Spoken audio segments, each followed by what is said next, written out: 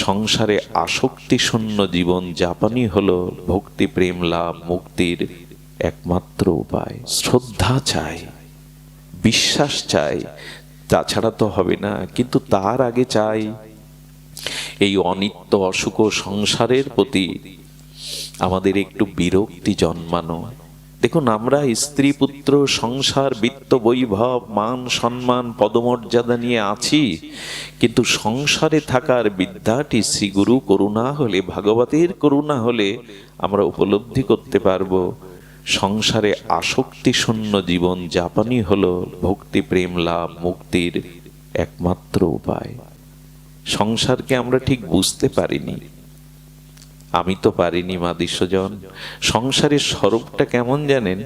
সংসারে চিরকাল কেউ আপনার প্রিয় থাকবে না, এটাই সংসারের একটা দোষের অন্যতম।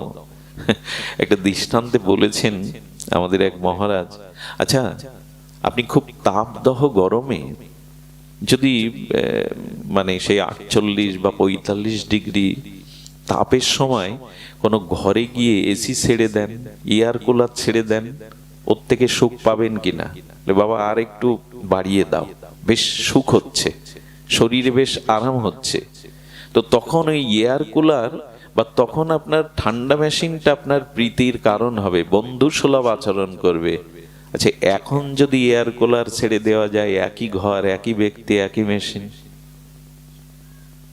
সুখ পাবেন, আনন্দ পাবেন? বলে আরে বাবা জ্বালাতন করছো কেন, ওগুলো বন্ধ করে দাও, কষ্ট দিচ্ছ কেন? সংসারের স্বরূপটা আজ যাকে প্রিয় রাখছে সময়ের ব্যবধানে সেই আপনার অপ্রিয় হয়ে উঠবে। এই সংসার বস্তু ব্যক্তি ঘটনা পরিস্থিতি কখনো আপনার চিরদিন প্রিয় থাকবে? আজকে যে প্রেয়সীর মুখ না দেখলে আপনার দিন ভালো যায় না, একদিন ওই প্রেয়সীর মুখ দেখলে বলবেন তোমাকে দেখলে আমার জীবন অতিষ্ঠ হয়ে ওঠে, চোখের সামনে সরে দাঁড়া। সংসার কারো চিরদিন প্রিয় হতে পারে না। সংসারের কোনো বস্তু ব্যক্তি ঘটনা চিরদিনের প্রিয়তা থাকে না। প্রিয় তো আত্মাতে, প্রিয় তো প্রেমে ভক্তিতে। সংসারকে এই জন্য খুব গাঢ় আসক্তি প্রীতিতে জড়াতে যাবেন না। জয় শ্রী রাধে। যস্য প্রসাদাদ ভগবত প্রসাদ, যস্য প্রসাদন্ন গতি কুতোপি, ধায়ং স্তবং তস্য যশস্ত্রী সন্ধং, বন্দে গুরু শ্রী চরণারবিন্দম।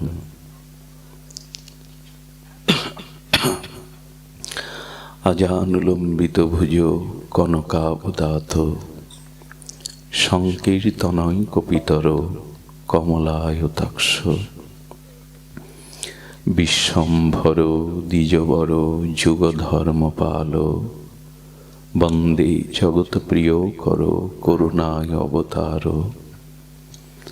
নম ত্রিকাল সত্তায় ছ জগন্নাথ সুতায় ছ, সভিত্রায় সপুত্রায় সকলত্রয়তে নমঃ। বর্হা পীড়াভিরামং মৃগমধতিলকং কুণ্ডলাক্রান্তমগণ্ডম, কঞ্জক্ষং কুম্ভকণ্ঠং স্মিতৌ শুভগমুখং স্বাধরে ন্যস্তবেনু, শ্যামং শান্তং ত্রিভঙ্গং রবিকর বসনং ভূষিতং বৈজয়ন্ত, বন্দে বৃন্দাবনস্থং যুবতী শতবৃতং ব্রহ্মগোপাল বেশম। তপ্ত কাঞ্চন গৌরাঙ্গী রাধে বৃন্দাবনেশ্বরী, বৃষভানুসুতং দেবী স্ত্বং নমামি হরিপ্রিয়ে। তুলসী কাননং যত্র যত্র পদ্মবনানি চ, পুরাণ পাঠনং যত্র তত্র সন্নাহিত হরি। বাঞ্ছা কল্পতরুভশ্চ কৃপা সিন্ধুভ্যেব চ, পতিতানাং পাবনেভ্যো বৈষ্ণবেভ্যো নমো নমঃ। মূকং করোতি বাচালং পঙ্গুং লঙ্ঘায়তে গিরিম, যৎকৃপাতমহং বন্দে পরমানন্দমাধবম। নারায়ণং নমস্কৃত্য নরং চৈব নরোত্তমম দেবীং সরস্বতীং ব্যাসং ততো জয়মুদরায়ত। ওম নমো ভগবতে বাসুদেবায়। জয় রূপ সনাতন ভট্ট রঘুনাথ, শ্রীজীব গোপাল ভট্ট দাস রঘুনাথ। এই ছয় গোস্বামীর করি চরণ বন্ধন, যাহা হইতে বিঘ্ন নাশ অভীষ্ট পুরাণ। দুর্গমে প্রতিমেন্ধস্য স্খলদ পাদ গতির মোহ, সকৃপা যষ্টিদানেন সন্ত সন্ত বলম্বন। শ্রী গুরু প্রেমানন্দে। এমন শুদ্ধ ভক্তকে স্পর্শ করা, তার ভজন শ্রীমন্দিরময় এই শরীরকে স্পর্শ করা, এ দেহের ফল লাভ। এই পৃথিবীতে আজ ভৌতিক উন্নতিতে সবকিছুই সফল, সবকিছু সুলভ, কিন্তু দুর্লভ কি জগতে? দুর্লভতা হি ভাগবত লোকে।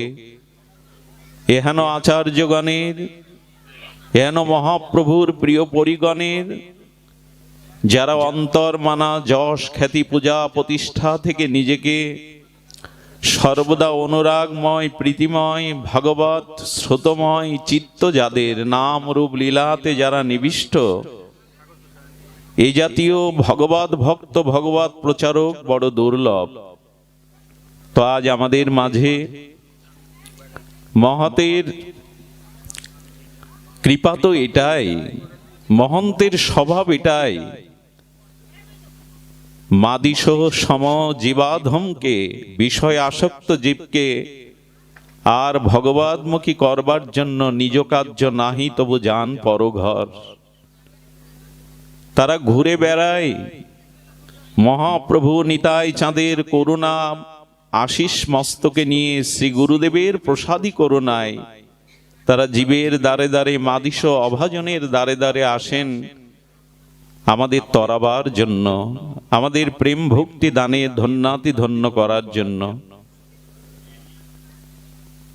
তেমনি আচার্য শ্রীপাদ ভগবত অনুরাগী জন, শুদ্ধ গৌড়ীয় ভজনের ধ্রুব তারা শ্রীমৎ কিঙ্কর দামোদর প্রভুজির চরণ বারবার পুনঃ পুনঃ ভৌ ভৌ দণ্ডবাদ প্রণতি জ্ঞাপন করি। উনি জীবাধমকে, এই নরাধমকে, নদনামার বিষয়ী কীটকে কৃপা করবার জন্য দর্শন দিয়েছেন। আমি আমার ভাষা ভাব অনুভূতি হারিয়ে ফেলেছি, তো ওনাকে সবিনয় বিনীত একান্ত নিবেদন করব, ওনারই একজন আনুগত্যময় আর ক্ষুদ্রাতি ক্ষুদ্রই নিবেদন করব। শ্রী মহৎ মুখ নির্গলিত হরিকথার শুভ সূচনা অমৃত সিঞ্চন দানে আমাদেরকে ধন্য করবেন। আসুন আমরা জয়ধ্বনি দিয়ে ওনাকে বরণ করে ওনার শ্রীমুখে প্রথমেই হরিকথার অমৃত আসনের ব্রতী হই।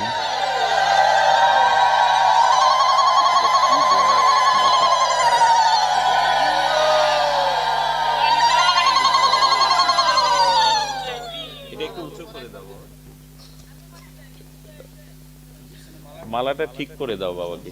এসব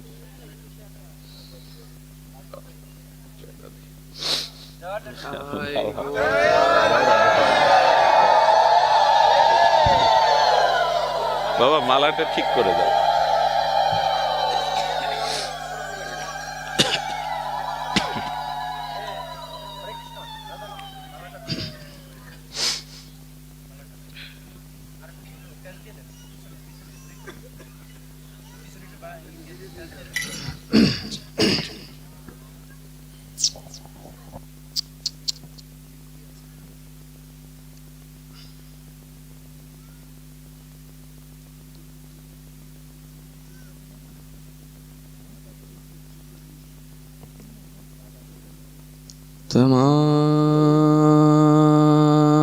तमादिदेवं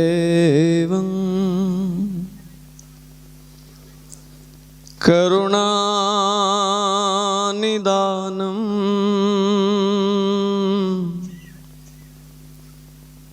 तमा सुहितयवतारम्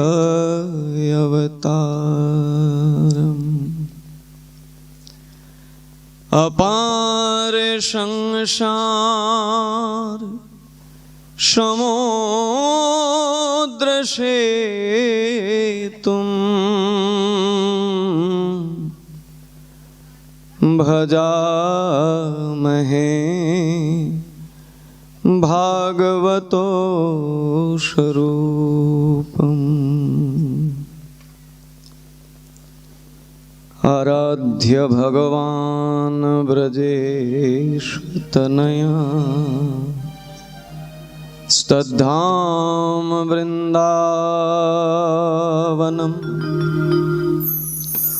रम्या काचिदुपासना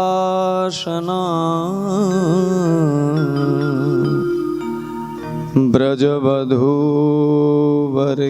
जा कल्पिता श्रीमद्भागवतं प्रमाणयमलम्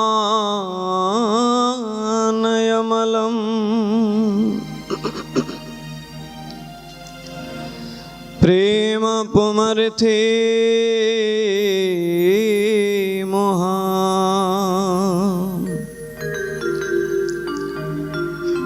श्री चैतन्य महाप्रभुर्मतमिदं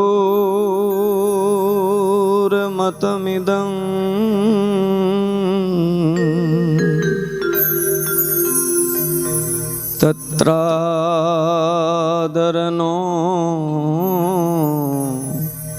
परः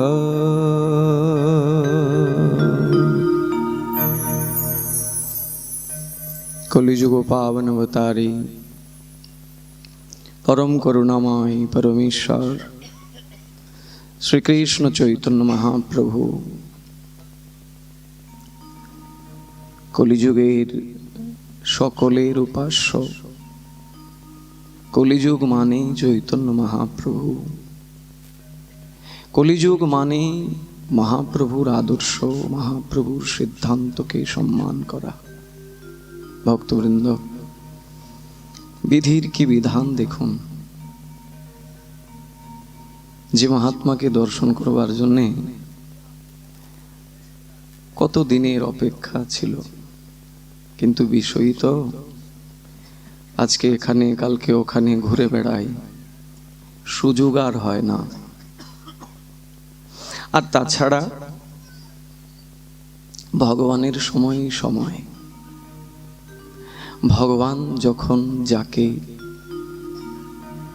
উপযুক্ত সময় মনে করে যার সাথে বন্ধন করাবেন তখনই হবে।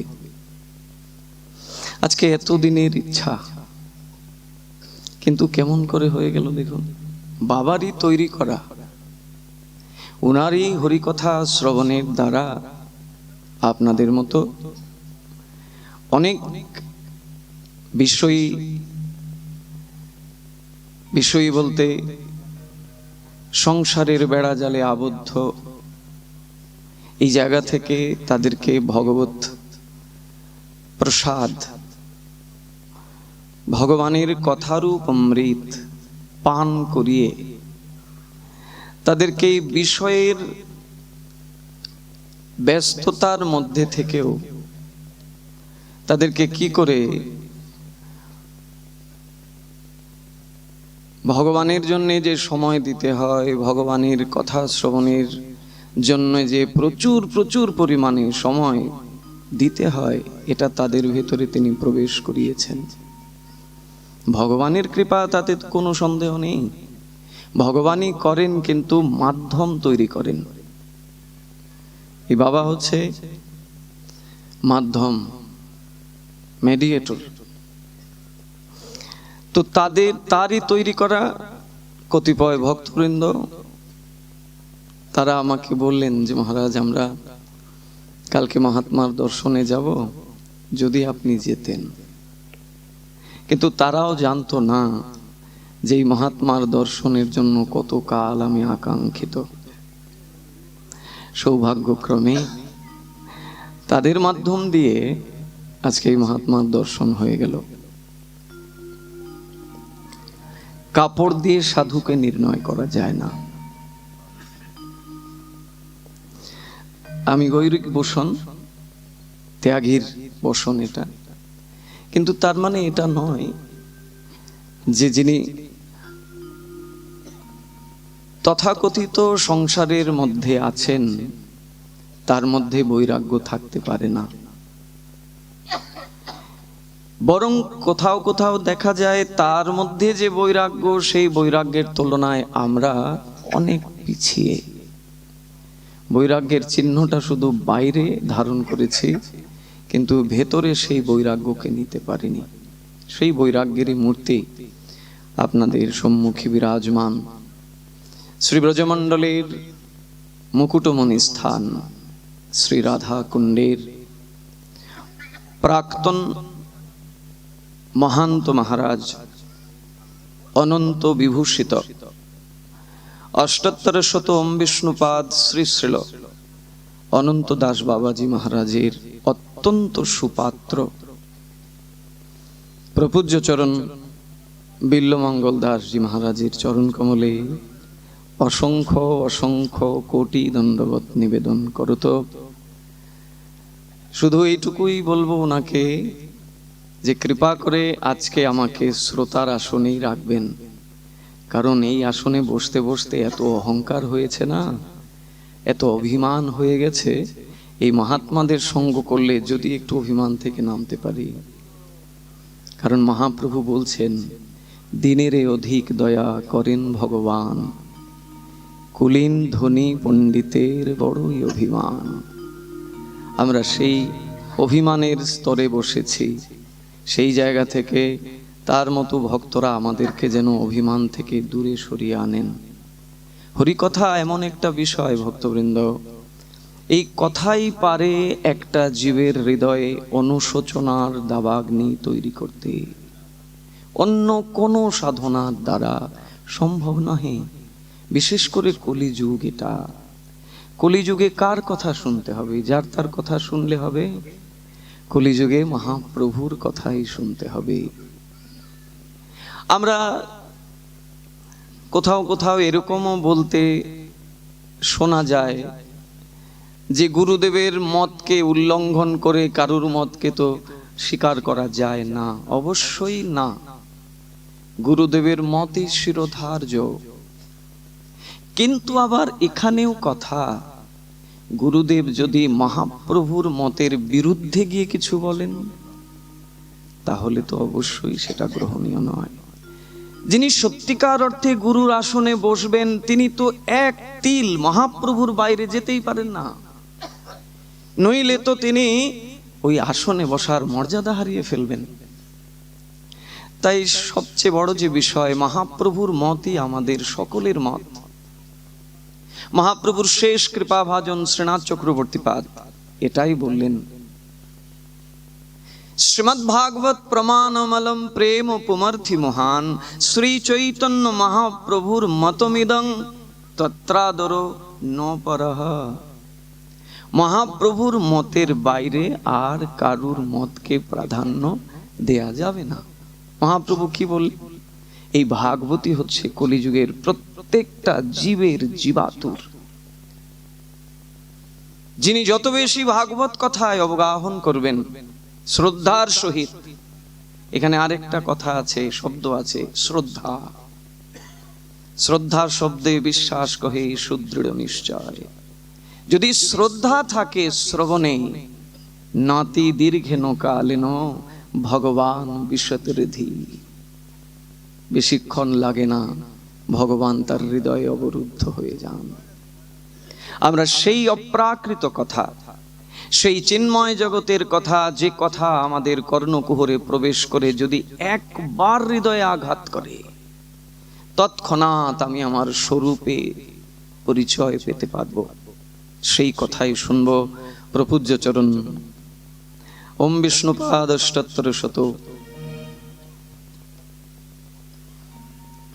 বিল্লমঙ্গল দাসজি মহারাজের চরণ কমল থেকে। তিনি কৃপা করবেন। আর আপনারাও ভক্তবৃন্দ, যদি শুধু ধন্য শব্দটা বলি তাহলে বিশেষায়িত করা হলো না। আপনারা আসলেই সৌভাগ্যবান, সৌভাগ্যবতী। আপনারাও কৃপা রাখবেন এইরকম মহাত্মাদের চরণতলে থেকে যেন কিঞ্চিত হলেও ভগবত ভজন করতে পারি। রাধে রাধে।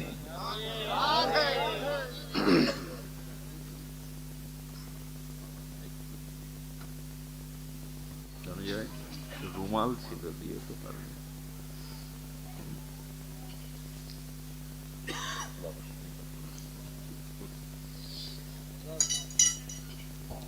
আচ্ছা,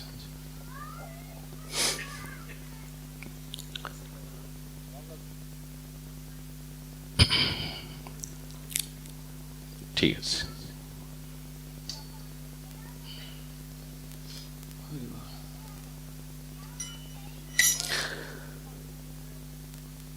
আয়ু হরতি বৈ পুংসাং বোদঞ্চ তঞ্চ জন্মৈষ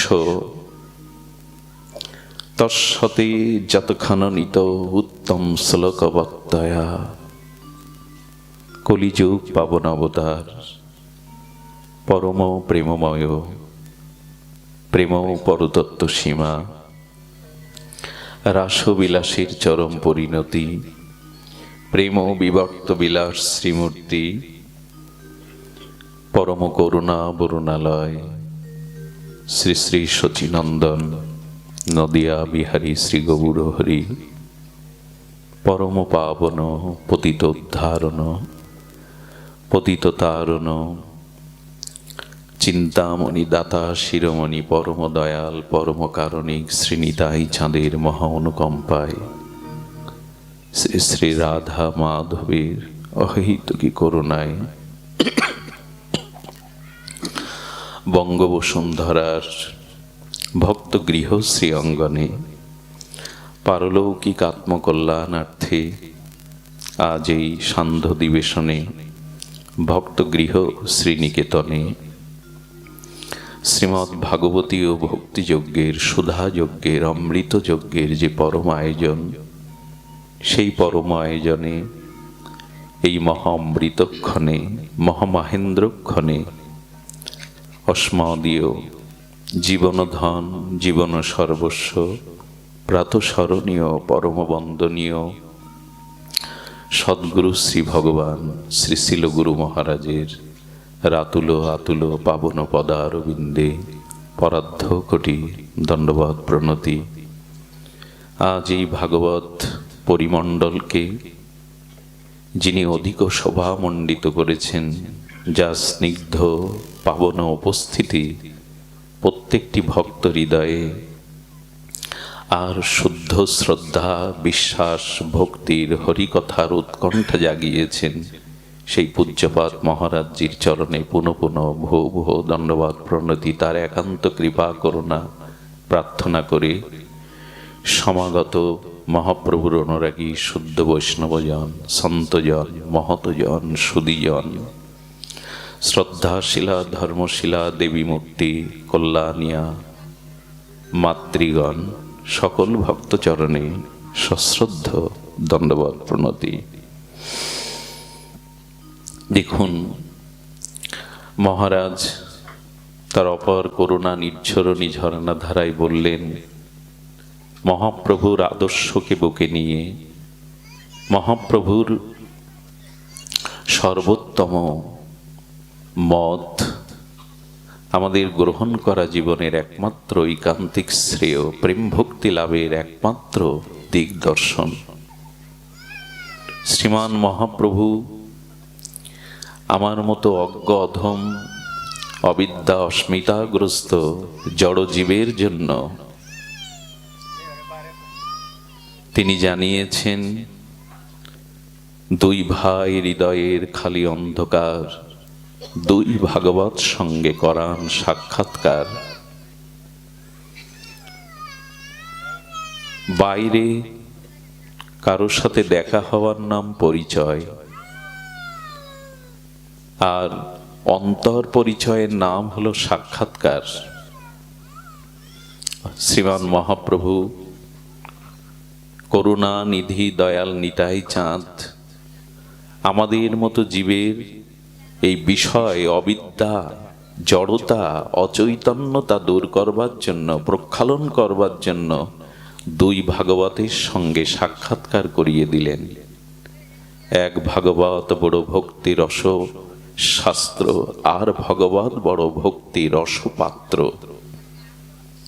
আমাদের হৃদয়ের জন্ম জন্মান্তরীণ অবিদ্যা, অজ্ঞানতা, মোহ, জড়তা, এগুলি প্রক্ষালনের জন্য এই দুই ভাগবত সাক্ষাৎকার আমাদের জীবনে একান্ত প্রয়োজন।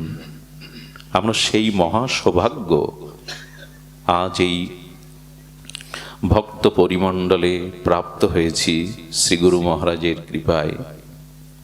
এখানে কি বলছেন দেখুন, শ্রী হরিকথা হরিনাম কীর্তন ব্যতীত মানুষের সমস্ত আয়ুই বৃথা।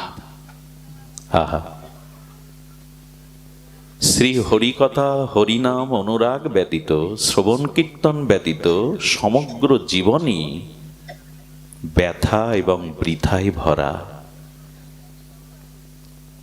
এবং যে মুহূর্তে মহৎ সান্নিধ্যে মহৎ চরণ প্রান্তে বসে অনুভব বেদ্য ভক্ত শ্রীমুখে ভাগবত সম্মুখে হরিকথা শোনার ভাগ্য প্রাপ্ত হই, সেই সময়টা আমাদের আয়ু হরণ করেন না ভগবান।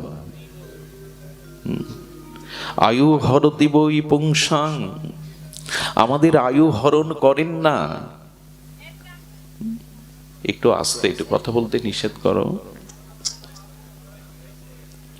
তৎসতে যতক্ষণ নিত উত্তম শ্লোকবৎময়া, উত্তম শ্লোক শ্রী ভগবানের নাম রূপ লীলা কথা অনুভব বেদ্য ভজন উন্মুখ ভক্তের মুখে সাধু সান্নিধ্যে শ্রবণ যখন করা হয়, তখন আমাদের আয়ু হরণ হয় না। পূর্ব দিগন্তে সেই বিবাহ ভরি শেষে আলোকিত সূর্যের উদয় হয়, আবার পশ্চিমে রক্তিম রাঙে আবির রাঙে বিচিত্র রংবাহারে সূর্য অস্তমিতও হয়।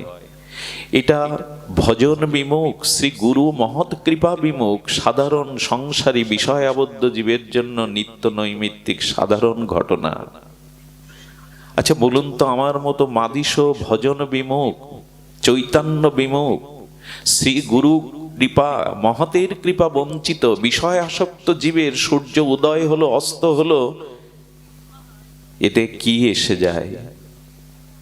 কিন্তু যারা শ্রী গুরু কৃপা ভাগবত কৃপা মহৎ অনুগ্রহ পেয়েছেন, তাদের কাছে সূর্য উদয়ের অস্ত বিষয়ী সাধারণ ব্যক্তির মতো নয়। তাদের উপলব্ধি, হে প্রভু, তোমার ভজন বিনা, তোমার চৈতন্য বিনা, তোমাকে উপলব্ধি বিনা আমার জীবন থেকে একটা আয়ু দিন বিদায় হলো, মৃত্যু এগিয়ে এলো। তারা এই যন্ত্রণায় ছটফট করতে থাকে, ভজন হলো না, কৃপা হলো না, সাধু সঙ্গ হলো না। এই জন্য শাস্ত্রেও বলেছেন, তান শৌচ শৌচ বিনাদ অনুশোচ হরে কথায়াং বিমুখ নগন। শ্রী হরিকথা শ্রবণে বিমুখগ্রস্ত জীবকে পাপী অপরাধী বলেছেন, ক্ষমা করবেন। যাগ যজ্ঞ তীর্থযাত্রা পূর্ণাদি কর্ম করলেও যারা শ্রী হরি কথাতে বিমুখ, যারা হরি নামে বিমুখ, তাদেরকে নাম অপরাধ বা অপরাধী বলা হয়েছে। কারণ অন্য যত শুভ কর্ম এবং আমাদের পুণ্য কর্ম আছে, সেই কর্ম করেও যদি হরি কথাতে রুচি না হয়, অমল পুরাণ সর্ববেদান্ত সার ভাগবত অভিন্ন গোবিন্দ কলেবার বলে দিয়েছেন, শ্রম এবহি কেবলম। যদি বিশ্বাসকেন কথা সুজ ন উৎপাদায়েদ যদি রতিং শ্রম এবহি কেবলম। ওগো, শ্রী গৌর গোবিন্দের নাম রূপ লীলা ধামে যদি তোমার রুচি না হয়, সর্বোপরি হরি কথাতে যদি রুচি না হয়, শ্রম এবহি কেবলম। হরি কথাতে আমাদের রুচি একান্ত প্রয়োজন। যতদিন তা না হচ্ছে, দেখুন হরিকথা শ্রবণ, সাধু সমাগম, সাধু সঙ্গ, মহৎ সঙ্গ, হরিকথা প্রসঙ্গ তখনই লাভ হয়। এক অশেষ বিশেষ ভগবান কোন জীবের প্রতি যখন বিশেষ করুণা বা কৃপা দৃষ্টি দেন, তখন আর অনন্ত অনন্ত জন্মের সুকৃতি পূর্ণ কর্ম একত্রিত সঞ্চিত হলে সেই পূর্ণ কর্মের দ্বারা ভাগবত শ্রবণে কৃপা হয়। আচ্ছা, ভগবত কৃপায় হরিকথা শ্রবণ, সাধু সমাগম, সাধু সঙ্গ এটা কেমন? আর পুণ্যের দ্বারা যেটা হয় বলেন, দেখুন, বহু জন্মের সুকৃতি পূর্ণরা স্বীকৃত একত্রিত হলে ভগবান সেই জীবকে কৃপা করে তার হৃদয়ে প্রেরণা দিয়ে সাধু সঙ্গ হরিকথায় নিয়ে যান।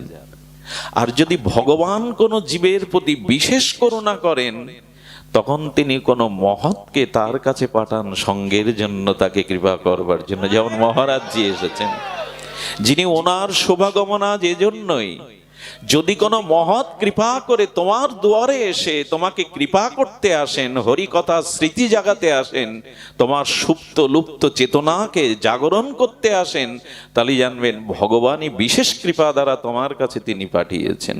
ভগবান চাইছেন তোমাকে প্রেম ভক্তি দান করে ধন্য করার জন্য।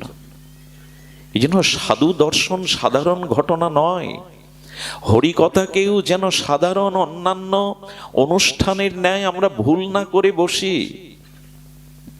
উত্তম শ্লোক শ্রবণের সাথে সাথে জীব গোস্বামী পাদ সন্ধ্যার ব্যবস্থ উল্লেখ করেছেন, যারা হরিকথা শ্রবণ কীর্তনে রত আছে তাদের আয়ু হরণ হয় না। কথাটি কি করে মেনে নেই? নিষ্কিঞ্চন এই মহাত্মারা তো সারাটি জীবন হরিকথা জীবের দুয়ারে দুয়ারে পৌঁছে দিচ্ছেন। তো তাহলে একজন হরিকথা রসিক প্রেমিক তিনিও মারা যান, হরিকথা বিমুখ তিনিও তো মারা যান। আয়ু তো সকলের হরণ হচ্ছে, হরিকথা শ্রবণ কীর্তনকারীর আয়ু হরণ হয় না, এই কথা মানব কি করে? জীব গোস্বামী পাদ সন্দর্ভে বলেছেন, হরিকথা রসিক জনের ভক্ত জনের কোড়ে করে নেয়, বুকে করে নেয়। বিড়ালি বলছে, বাচ্চাটা বলছে, মাও যখন ঘাড় মোটকে আমাকে ধরে তখন মনে হয় মা আমাকে আদর করে স্নেহে কোলে নিয়ে আমার সুখের স্থানে নিয়ে যাচ্ছেন। আর যায় এই জন্য বিড়ালি দেখবেন 2-10 বার স্থান পরিবর্তন করে ওর সুখের জন্য। কিন্তু ওই একই বিড়াল যখন ঘরে ইঁদুরকে ওই একই ভাবে ধরে, দুটো ধরা কি এক গো? ইঁদুরের তো প্রাণ সংহার করে নেয়, কিন্তু বিড়ালির বাচ্চাটাকে যখন ধরে তখন সে পরম আনন্দ, মাতৃ অনুভূতির সুখ পায়, স্নেহ পায়। তেমনি যারা হরিকথা শ্রবণ করেছে তাদেরও মৃত্যু স্বাভাবিক।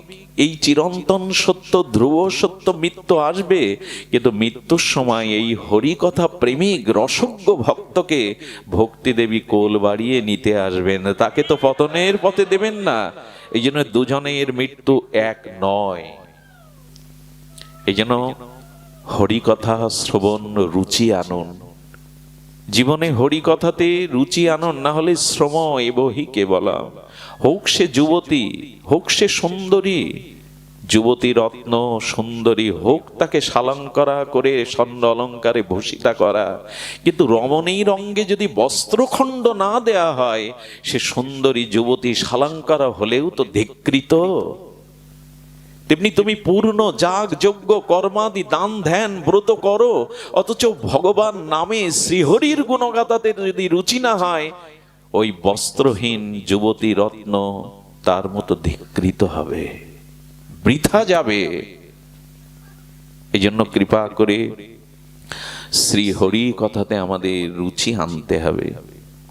শুধু ভক্তগণ, নৃদেহ আদ্যং সুলভং সুদুর্লভং পলবং সুকল্পং শ্রীগুরু কর্ণ ধারণম। আমাদের প্রথমেই শ্রীগুরু চরণ আশ্রয় করতে হবে। দেখুন, এই হরি কথাতে রুচি, হরিনাম, ব্রজনিষ্ঠা, ধামনিষ্ঠা, নামনিষ্ঠাা, তুলসী নিষ্ঠা, প্রসাদে নিষ্ঠা, চরণামৃতে নিষ্ঠা, বৈষ্ণবের চরণ ধুলিতে নিষ্ঠা, এগুলি শ্রীগুরু করুণা ছাড়া, শ্রীগুরু চরণাশ্রয় ছাড়া তো হবে না। আমি অজ্ঞ অধম, আমি অন্ধ ছিলাম, ভজন কাকে বলে, সংকীর্তন ধর্মের মহিমা কাকে বলে আমি তো জানতাম না। শ্রী গুরুদেব হাতে ধরে তার জ্ঞানাঞ্জন শলাকা দিয়ে জন্ম জন্মান্তরীণ অবিদ্যা ঘুচিয়ে দিয়ে ভজন মন্দিরে, প্রেম মন্দিরের দুয়ারে আমাকে হাত ধরে পৌঁছে দিলেন।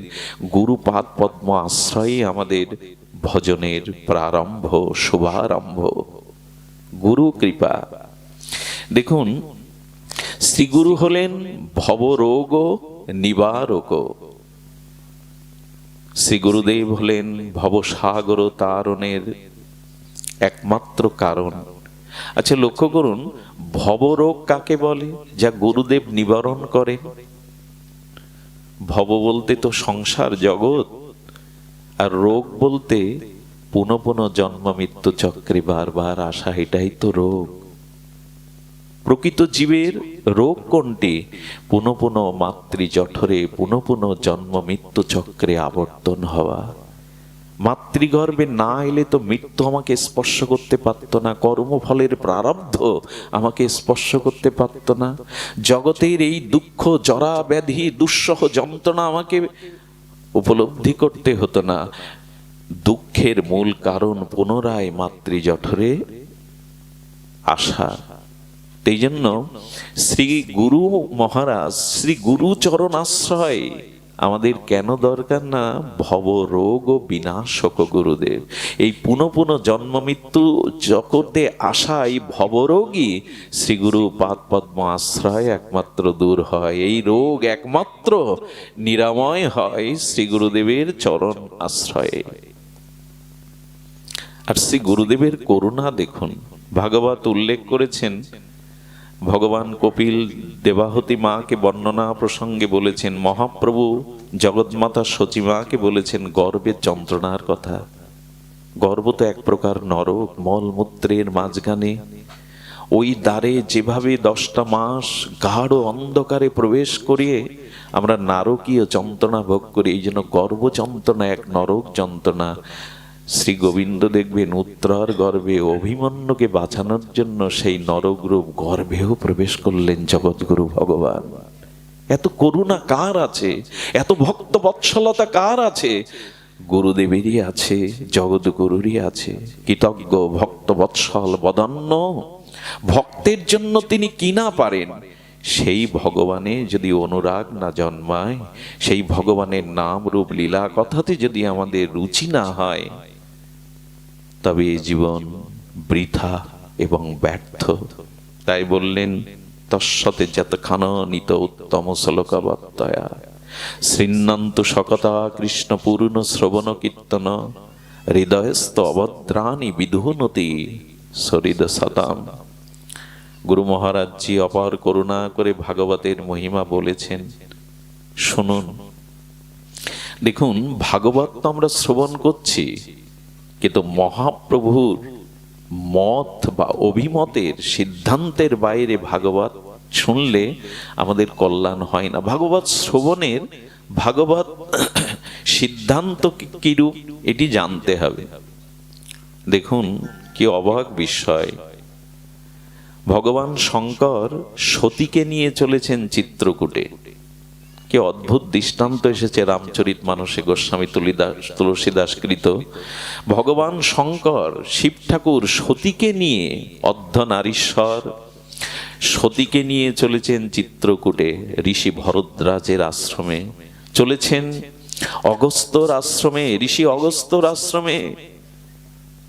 রাঘবেন্দ্র রাজীবলোচন ভগবানের দিব্য নাম রূপ লীলা শ্রবণ করে, যখন শ্রবণ করতে ভগবান শঙ্কর সতীকে নিয়ে উপস্থিত হয়েছেন, সঙ্গে সঙ্গে অগস্ত্য ঋষি এসে ভগবান শঙ্করকে সাষ্টাঙ্গে প্রণাম করছেন। এই দেখো মা, শ্রবণে কেন আমাদের ভক্তি, প্রেম, আমাদের স্বভাব সংস্কার কেন হচ্ছে না? সতী হঠাৎ বলে বসলেন, বক্তাকে শ্রোতা প্রণাম করে, কিন্তু এ তো দেখছি বক্তাই শ্রোতাকে প্রণাম করতে এসছে। ইনি উপযুক্ত সামর্থ্য বক্তা তো। এই হরিকথাতে সতীকে নিয়ে ভগবান শঙ্কর এলেন, কিন্তু সতী প্রথমেই ভুল করে বসলেন। ভাগবতের প্রতি তার প্রগাঢ় শ্রদ্ধা এলো না। আর উনি মনে করেছেন বক্তাকেই তো শ্রোতারা প্রণাম করে, অভিনন্দন জানায়, স্তুতি আরতি করে। এ তো দেখছি বক্তা উঠে এসে শঙ্করকে প্রণাম করছেন, ইনি উপযুক্ত বক্তা তো।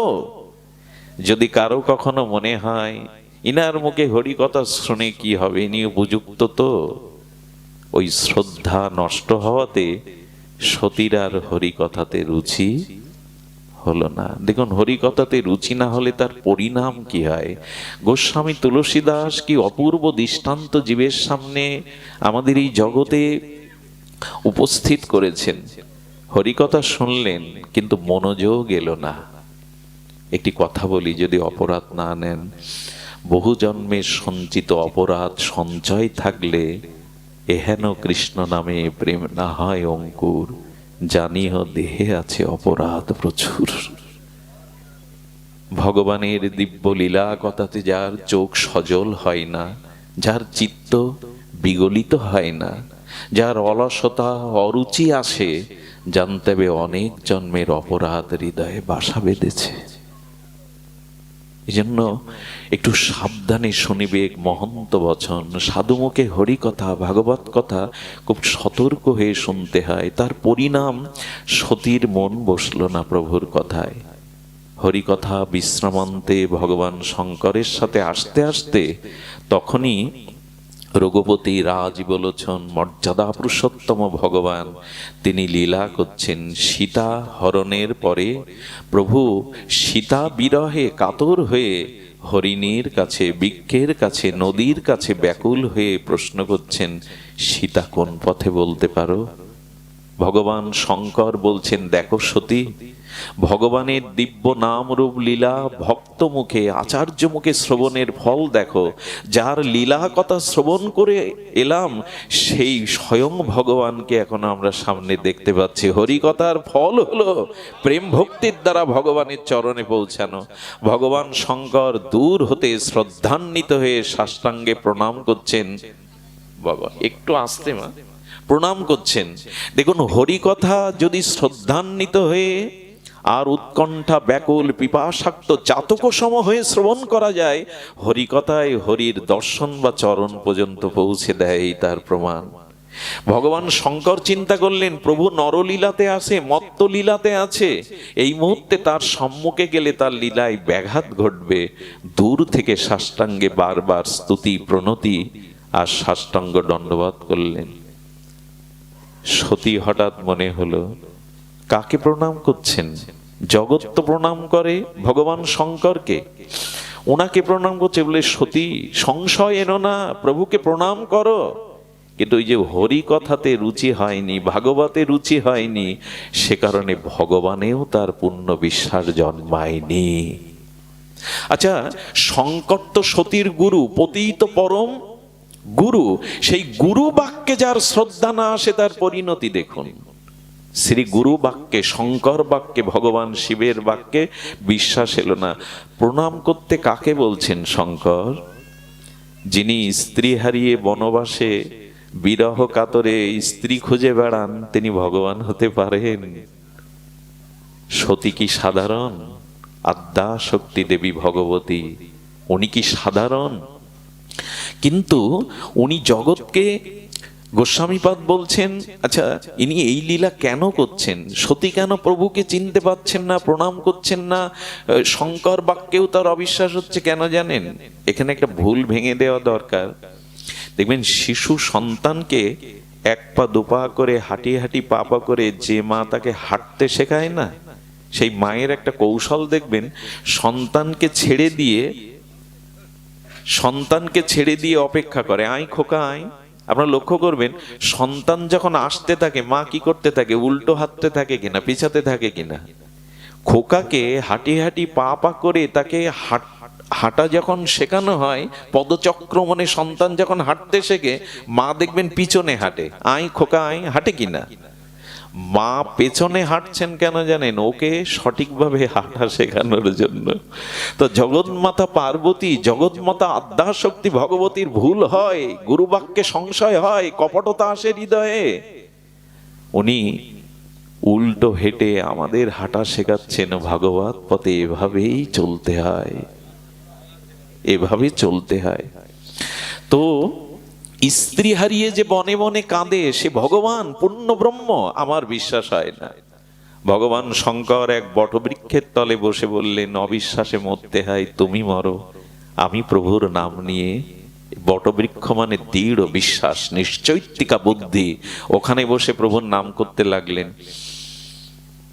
সতী কি করলেন জানো মা? দেখো ভাগবত কিভাবে শ্রবণ করতে হয়, ভাগবতের মহামহিমা কি করে উপলব্ধি হয়।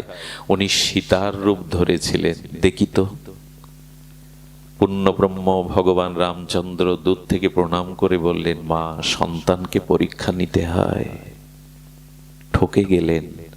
ঠকে যাওয়ার পরে যখন ফিরে এলেন শঙ্করের কাছে বিষণ্ণ বদনে, শঙ্কর বলছেন, তোমার পরীক্ষা করা হয়েছে? বলুন, না প্রভু আমি পরীক্ষা তো করিনি। মিথ্যার আশ্রয় নিলেন।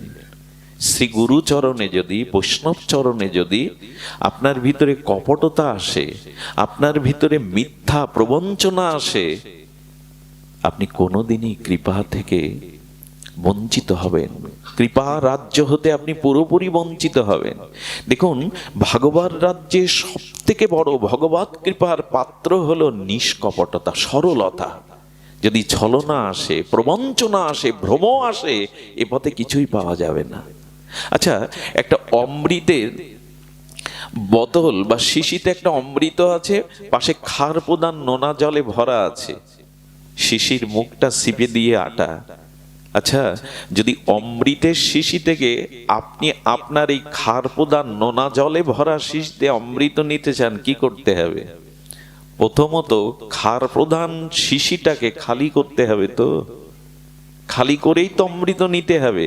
তেমন আমাদের হৃদয়ে যে অবিশ্বাস আছে, অশ্রদ্ধা আছে, এগুলি আগে হৃদয়ের পাত্র থেকে খালি করতে হবে, না হলে ওখানে কৃপা আসবে না।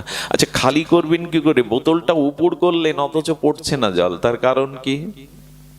সিপেটা আটা আছে। এই সিপেটা হলো কপটতা।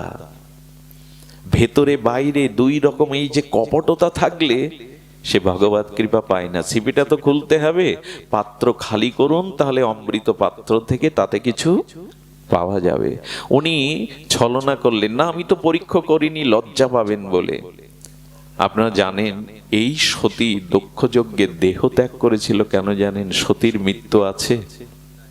মৃত্যু নাই, কিন্তু এই দেহটা পরিবর্তন করে পার্বতী গিরিজা হয়ে এলেন কেন জানেন? এ দেহে ভাগবত অপরাধ হয়ে গেছে, গুরু বাক্যে অবিশ্বাস হয়ে গেছে, তাই এ দেহে আর ভজন কৃপা হবে না। আরে দক্ষ যজ্ঞ তো সামনে রাখা, কিন্তু মূল কারণ হলো যখনই মহৎ চরণে অবিশ্বাস আসবে, হরিকথাতে রুচি না আসবে, যখনই ছল কপটতা ভগবানের নাম রূপ লীলাতে আপনার সুদৃঢ় নিশ্চৈতিকা বুদ্ধি বা বিশ্বাস না আসবে, তখন এই শরীরে আর ভজন হবে না। এজন্য বাবা উনি বলেছেন, অনুভবী মহারাজজি ওনার ভাগবত অনুভূতি লব্ধ সেই উপলব্ধি স্বরূপে মহাবাণীতে বলেছেন, বিশ্বাস চাই, শ্রদ্ধা চাই। সেই কথাটি বলবার জন্য এই কথার অবতারণা।